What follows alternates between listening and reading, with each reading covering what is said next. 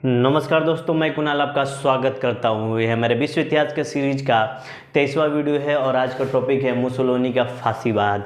इससे पहले वाले अध्याय में हम लोगों ने अधिनायकवाद का अध्ययन किया था, जिसके अंतर्गत हम लोगों ने फांसीवाद तथा नाजीवाद के चारित्रिक विशेषताओं का अध्ययन किया था, जहाँ पर हमने देखा था कि जो फांसीवाद के प्रणेता हैं मुसोलिनी होते हैं, वहीं पर नाजीवाद के प्रणेता के रूप में हम लोग हिटलर को जानते हैं। अब आइए बारी बारी से इन दोनों विचारधाराओं को अध्ययन करते हैं। सबसे पहले हम लोग आज फांसीवाद का अध्ययन करेंगे, जो कि मुसोलिनी ने इटली में शुरुआत की थी। तो आइए थोड़ा सा डिटेल में इसके संबंध में अध्ययन करते हैं। फांसी का मतलब होता है एक राजनीतिक दल होती है, इसी राजनीतिक दल के नाम पर यह विचारधारा पनपी। सबसे पहले हम लोग मुसोलिनी का परिचय लेंगे, इससे मुसोलिनी का परिचय ले लेंगे, इसके चारित्रिक विशेषताओं का हमें जानकारी मिल जाएगी और ये कौन सा कदम उठाएगा उससे भी हमें जानकारी मिल जाएगी कि जिस तरह का मुसोलिनी का बैकग्राउंड रहा है उस तरह का चरित्र भी उस तरह का मानस भी इसके अंदर विकसित होता चला जाएगा और उसका निर्णय उसी प्रकार का होगा। तो सबसे पहले इसका पूरा नाम होता है बेनितो मुसोलिनी। इनका जन्म होता है 1883 AD में और इनकी मृत्यु हो जाती है 1945 AD में। देखेंगे कि इनको कैसे मृत्यु दी जाती है, मृत्यु दंड दी जाती है। ये 62 वर्ष इनकी समय काल रहा है, इनकी आयु रही है। ये पीएम के रूप में 1922 AD में ये पीएम बनते हैं और सबसे यंगेस्ट पीएम की उपाधि धारण करते हैं। जब तक कि 2014 में इटली के एक पीएम बने हैं वो थोड़े से मुसोलिनी से यंग रहे हैं, लेकिन ये सबसे यंगेस्ट पीएम की उपाधि इन्होंने धारण की। ये 39 वर्ष कि ये अवस्था में ये पीएम बने, ठीक है। और इनके फादर का, उनके पारिवारिक जीवन का देखें तो इसमें से इनके फादर ब्लैक स्मिथ होते हैं, यानी कि लोहार होते हैं, जो कि एक समाजवादी विचारधारा के होते हैं, जिनका नाम अलेजेंड्रो मुसोलिनी होता है। उसके बाद देखेंगे इनकी माता का नाम रोजा माल्तोनी होता है, जो कि एक टीचर होती है, ठीक है। उसके बाद देखेंगे शुरू में जब ये बचपन में थे, शुरू में मुसोलिनी पर सोशलिस्ट आइडियोलॉजी, समाजवादी विचारधारा होती है, जिसमें जिनके प्रभाव के रूप में देखें तो इनके ऊपर मेजनी, गैरिबाल्डी, जो कि इटली के एकीकरण में इनका महत्वपूर्ण योगदान रहा है, तथा इनके फादर जो एनार्किस्ट थे, ये कहते थे, अराजकतावादी थे कि राज्य की जरूरत ही नहीं है। तो इन तीनों का प्रभाव बचपन से ही मुसोलिनी पर पड़ा और इसका मानस इसी तरह से विकसित होता चला गया।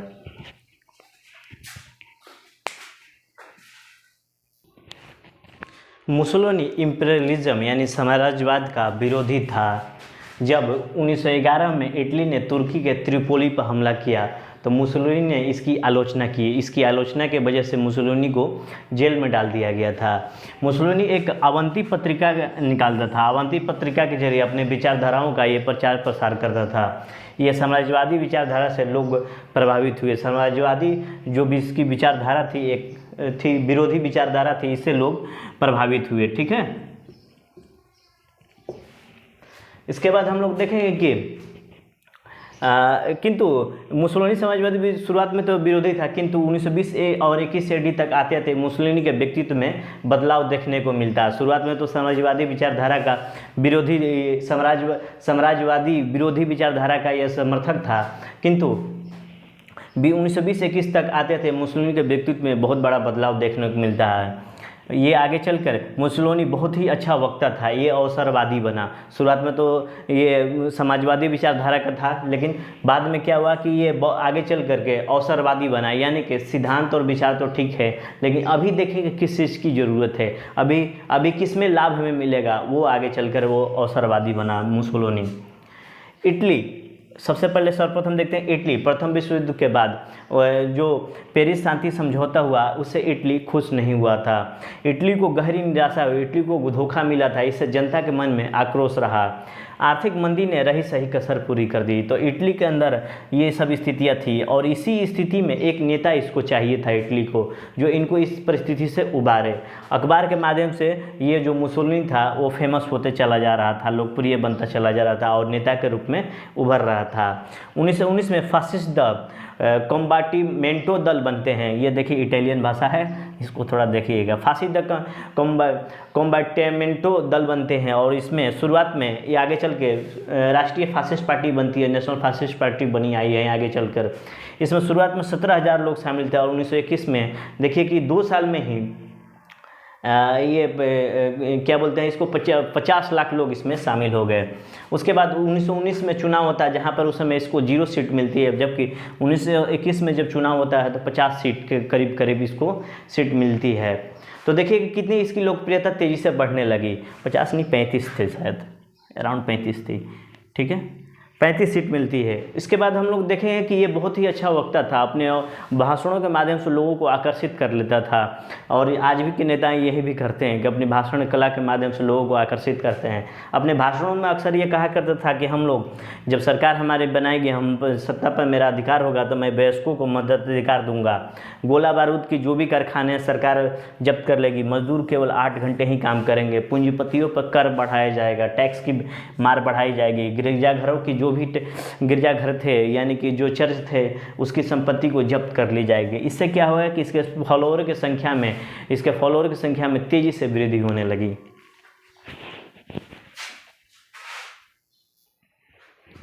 मुसोलिनी ने ब्लैक शर्ट नामक संगठन बनाया, थोड़ा ध्यान रखिएगा। मुसोलिनी ने ब्लैक शर्ट नामक संगठन बनाया जो कि नौजवानों का संघ था, जिसे काली कुर्ती धारी लोग का संघ था, काली कुर्ती पहने में रहते थे। ये गुंडों बदमाशों का गिरोह था, यानी कि ये हत्या करना, हिंसा फैलाना, इन कामों में ये शामिल हुआ करते थे। गुंडागर्दी के दम पर अपने विरोधियों का ये दमन भी करने लगे। उसके बाद देखेंगे जो फांसीवाद और नाजीवाद जो हम कल पढ़ेंगे कि जो सिद्धांत है उसको थोड़ा समझते हैं। राज्य की शक्ति को बढ़ाया जाए, ये कहता है कि राज्य की शक्ति को बढ़ाया जाए। उसके बाद कहता है कि निजी संपत्ति की सुरक्षा की जाए।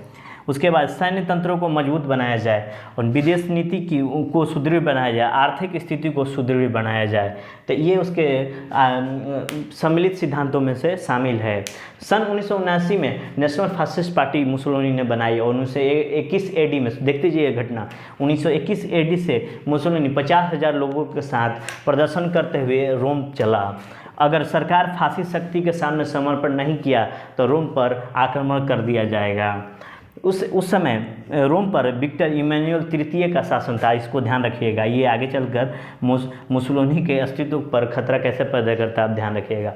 इन्होंने विक्टर इमैनुअल तृतीय ने डर से मुसोलिनी को सरकार बनाने को आमंत्रित कर दिया। 30 अक्टूबर 1921 को मुसोलिनी की सरकार बनाई और धीरे धीरे मुसोलिनी के साथ देखिए मुसोलिनी के साथ कौन कौन लोग शामिल होते हैं। बेरोजगार युवक, निम्न मध्यम वर्ग, अपने अस्तित्व को लेकर जो चिंतित था, सैनिक, छात्र और कृषक, ये मुसोलिनी के साथ होते चले गए क्योंकि ये बहुत ज़्यादा आकर्षित थे मुसोलिनी से। सत्ता में आने के बाद इसने श्रमिकों द्वारा उद्योगों पर नियंत्रण स्थापित हुआ, हड़ताल पर प्रतिबंध लगाया गया और राष्ट्रवाद की बात की गई कि मैं इटली को पुराने रोम का जो वैभव था, गौरव था, उसको दिलाऊंगा।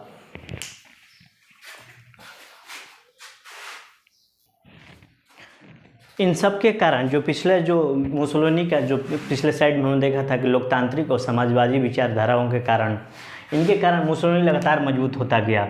शुरुआत में ये लोकतांत्रिक प्रणाली से मजबूत हुआ और बाद में अचानक परिवर्तन आया और 1925-26 तक यू टर्न ले लिया। ये समझ गया था कि लोकतांत्रिक तरीके से इटली का निर्माण नहीं हो सकता है। इसने क्या किया कि सर्वोच्च सेनाध्यक्ष संपूर्ण शक्ति का केंद्रीकरण कर लिया। 1926 में जितने भी विरोधी दल थे उनको समाप्त कर दिया, केवल एक दल बचा, नेशनल फासिस्ट पार्टी। शुरुआत में जो भी साम्यवादी या समाजवादी पार्टियां थी ये इसके ताकत को समझ नहीं पाई और ये अब शुरुआती दौर में उलझे नहीं, लेकिन बाद में आगे चलकर इन्हीं विरोधी दलों को ही समाप्त कर दिया। सर्वोच्च सेनाध्यक्ष बना और संपूर्ण शक्ति का केंद्रीकरण कर दिया।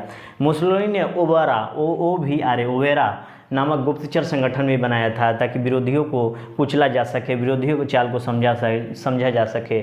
चुनाव में जो भी दल थे दूसरे स्थान पर आए उनको फासिस्ट नाम दिया।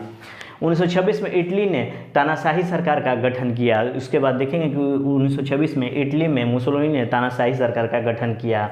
1929 ईस्वी में मुसोलिनी ने पोप के साथ लेटरन का समझौता किया, इसको थोड़ा ध्यान रखिएगा। इस समझौते के अंतर्गत मुसोलिनी ने वेटिकन सिटी को स्वतंत्र माना, जबकि पोप ने मुसोलिनी या इटली को मान्यता दे दी। ये लेटरन का समझौता हुआ। उसके बाद नेशनल फासिस्ट पार्टी को मुसोलिनी मजबूत होने नहीं दिया। ये देखेंगे कि जो नेशनल फासिस्ट पार्टी थी मुसोलिनी ने इसको मजबूत नहीं होने दिया, क्योंकि यह सत्ता खोने के डर से सोचते थे कि अगर इसको मजबूत किया तो आंतरिक विद्रोह भी हो सकता था और हम मुसोलिनी सत्ता खो सकता था, इसलिए इसको मजबूत नहीं ने दिया। जो भी पार्टी के नीति निर्माण का अधिकार था वो स्वयं अपने पास रखा, किसी और को नहीं दिया। और मुसोलिनी की जो ताकत थी यही थी कि किसी को मजबूत ना होने देना, और इसका पतन का कारण भी यही बना कि इसकी पार्टी मजबूत न थी। ये समाजवादी प्रचार प्रसार में लग गया। शुरुआत में ये तो समाजवादी विचारधारा के अगेंस्ट में था, लेकिन ये बाद में आगे चलकर यू टर्न लेता है और 1927 में अल्बानिया को संरक्षित राज्य बना लिया। उसके बाद 1935 में फ्रांस के साथ मित्रता कर ली और 1936 में इटली और जर्मनी के बीच संधि हुई। और इसी संधि के अंतर्गत इटली और जर्मनी जो प्रथम विश्व युद्ध में विरोधी थे वो बाद में एक साथ आ गए, क्योंकि दोनों जगह फासिस्ट शक्तियाँ थी और दोनों देश पेरिस के संधि से असंतुष्ट थे।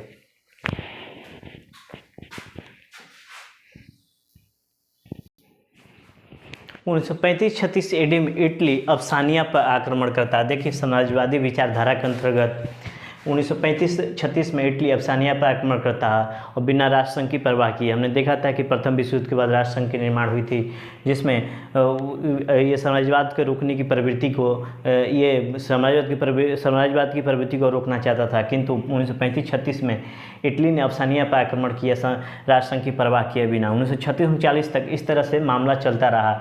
1939 में जर्मनी ने पोलैंड पर आक्रमण किया, तब द्वितीय विश्व शुरू हो गया और जून 1940 AD में मुसोलिनी द्वितीय विश्व युद्ध में शामिल हुआ। किंतु 1943 तक आते आते लगने लगा कि इटली की हार हो रही थी और 1943 AD में नेशनल फासिस्ट पार्टी के परिषद ने मुसोलिनी के खिलाफ अविश्वास प्रस्ताव पारित कर दिया। इसी क्रम में क्या हुआ था कि हिटलर ने उत्तरी फ्रांस की कठपुतली सरकार का मुसोलिनी को हेड बना दिया था, क्योंकि दोनों एक अच्छे मित्र भी थे एक तरह से, और ये दोनों फासिस्ट शक्तियाँ थी। उसके बाद जो अविश्वास प्रस्ताव पारित हुआ तो जो राजा था विक्टर एमेनुएल कांट तृतीय, जो केंद्र में मुसोलिनी के विरोध में काम करता रहा, मुसोलिनी को PM पद से हटाया और गिरफ्तार कर लिया। इस क्रम में मुसोलिनी स्विट्जरलैंड भागना चाह रहा था अपनी पत्नी के साथ, किंतु पकड़ कर इसको मृत्युदंड दे दिया गया और इस तरह से मुसोलिनी का जनता के प्रति समर्थन और सहानुभूति खत्म होते चली गई और मुसोलिनी का अंत हो गया।